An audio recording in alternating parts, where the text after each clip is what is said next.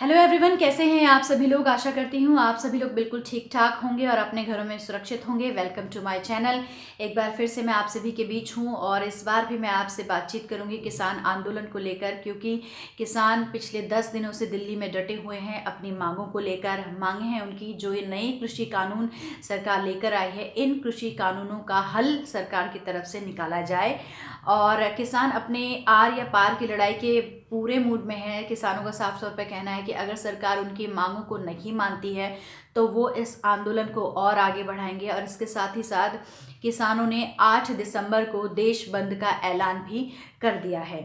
तो पिछले 4 दौरों की बातचीत हो चुकी है, लेकिन इस बातचीत के दौरान कोई भी हल नहीं निकला। किसान संतुष्ट नहीं हैं और एक बार फिर से 5 दिसंबर यानी कि आज किसानों की बैठक हुई। तमाम मंत्रियों के साथ में दिल्ली के विज्ञान भवन में ये बैठक हुई, जिसमें कि कृषि मंत्री नरेंद्र सिंह तोमर, रक्षा मंत्री राजनाथ सिंह और इसके साथ ही गृह मंत्री अमित शाह, पीयूष गोयल, तमाम जो मंत्री हैं वो यहाँ पर मौजूद रहे। बातचीत हुई, लेकिन इस बातचीत का भी कोई नतीजा नहीं निकला। किसान संतुष्ट नहीं है और किसानों का साफ तौर पर ये कहना है कि अब ज़रूरत है सरकार को हमें यानी किसानों को समझने की और उनकी समस्याओं को आगे रखने की, और इसके हिसाब से जो नया कृषि कानून सरकार लेकर आई है उस कृषि कानून को जल्द से जल्द वापस लिया जाए। इसके साथ ही इस आंदोलन का काफ़ी असर भी देखने को मिल रहा है। असर ये है कि दिल्ली से चंडीगढ़ से दिल्ली आने वाले या फिर हरियाणा से दिल्ली आने वाले जो भी यात्री हैं उनको काफ़ी परेशानी हो रही है। और ये भी कहा जा रहा है कि चंडीगढ़ से जो बसें 200 के तकरीबन चला करती थी वो 60 से 70 ही चल पा रही हैं, जिसमें कि यात्री भी बहुत कम हैं।